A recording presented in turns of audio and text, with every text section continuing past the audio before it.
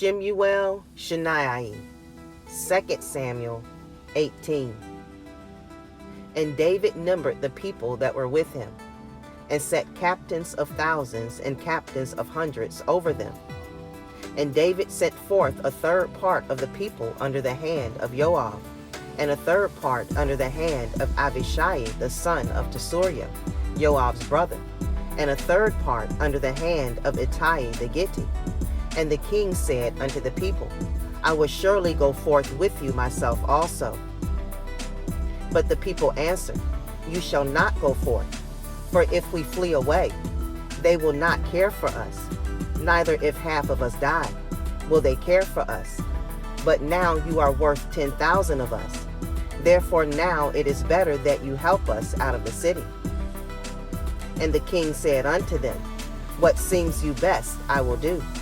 And the king stood by the gate side, and all the people came out by hundreds and by thousands. And the king commanded Joab and Abishai and Ittai, saying, Deal gently for my sake with the young man, even with Absalom. And all the people heard when the king gave all the captains charge concerning Absalom. So the people went out into the field against Yasharel, and the battle was in the wood of Ephraim, where the people of Yasharel were slain before the servants of David. And there was there a great slaughter that day of 20,000 men. For the battle was there scattered over the face of all the country, and the wood devoured more people that day than the sword devoured. And Absalom met the servants of David, and Absalom rode upon a mule, and the mule went under the thick boughs of a great oak, and his head caught hold of the oak, and he was taken up between the heavens and the earth, and the mule that was under him went away.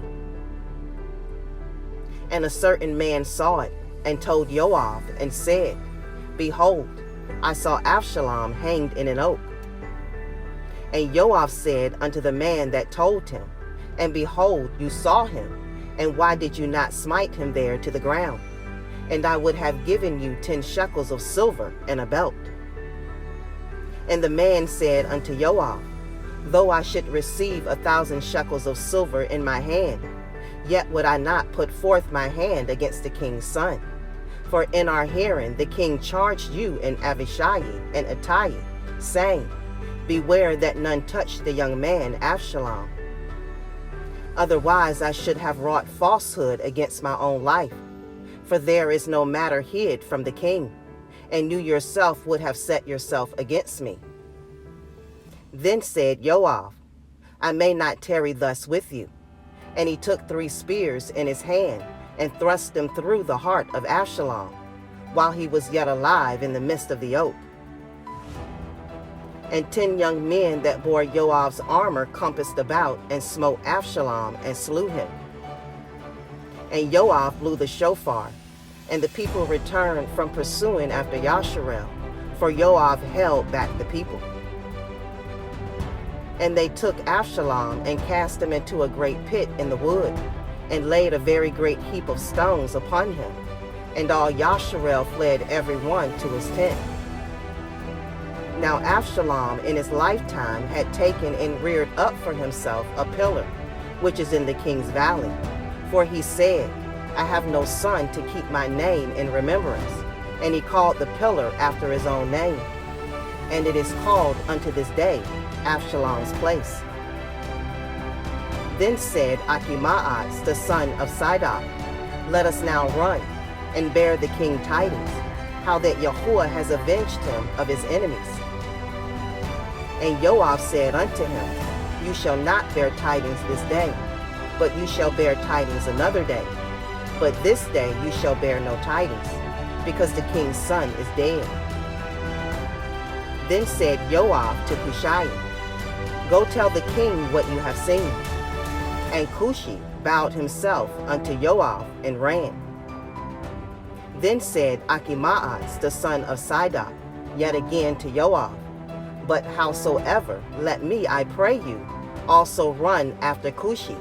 And Joab said, Wherefore will you run, my son, seeing that you have no tidings ready? But howsoever, said he, Let me run. And he said unto him, Run. Then Achimaaz ran by the way of the circle of the Jordan, and overran Cushi. And David sat between the two gates. And the watchman went up to the roof over the gate unto the wall, and lifted up his eyes, and looked, and behold, a man running alone. And the watchman cried, and told the king. And the king said, If he be alone, there is tidings in his mouth. And he came apace, and drew near. And the watchman saw another man running. And the watchman called unto the porter, and said, Behold, another man running alone. And the king said, He also brings tidings. And the watchman said, Methinks the running of the foremost is like the running of Achimaaz, the son of Sidon. And the king said, He is a good man, and comes with good news. And Achimaaz called, and said unto the king, All is well. And he fell down to the earth upon his face before the king, and said, Blessed be Yahuwah Eloheka, which has delivered up the men that lifted up their hand against my lord the king. And the king said, Is the young man Absalom safe? And Achimaaz answered, When Joab sent the king's servant, and me your servant, I saw a great tumult, but I knew not what it was. And the king said unto him, Turn aside, and stand here. And he turned aside, and stood still. And behold, Cushi came. And Cushi said, Tidings, my lord the king. For Yahuwah has avenged you this day of all them that rose up against you. And the king said unto Cushi, Is the young man Absalom safe? And Cushi answered, The enemies of my lord the king, and all that rise against you to do you hurt, be as that young man is. And the king was much moved, and went up to the chamber over the gate, and wept.